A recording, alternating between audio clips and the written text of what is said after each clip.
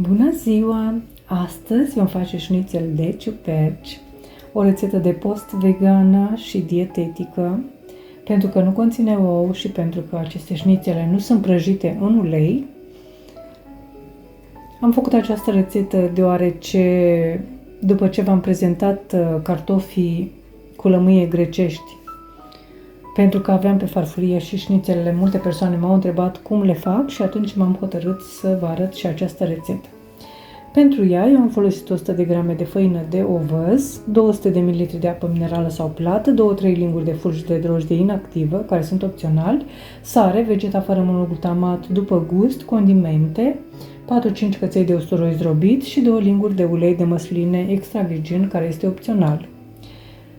Punem făina de ovăz 100 de grame într-un bol, dacă nu avem putem să dăm pe râșniță fulgi de ovăz, fulgi de drojdie inactivă 2-3 linguri care sunt opționali, dar vă recomand să-i puneți. Vegeta fără monoglutamat o să vă las sus o rețetă, sare, condimente dacă dorim, pe care le folosim de obicei la șnițele, și usturoiul, care la fel este opțional. Dacă nu doriți un gust foarte puternic de usturoi, puteți să puneți pudră sau puteți să-l omiteți. Amestecăm cu apa minerală 200 de ml sau apă plată și ciupercile scurse foarte bine de apă. Eu am avut 2 cutii de conservă, deci ciuperci din conserve din acelea fierte, tăiate felii.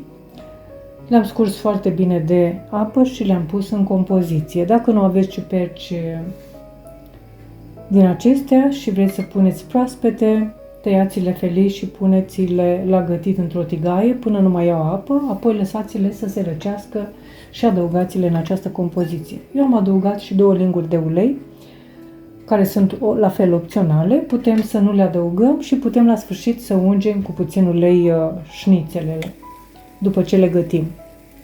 Lăsăm compoziția 30 de minute deoparte, ca să se mai îngroașe puțin.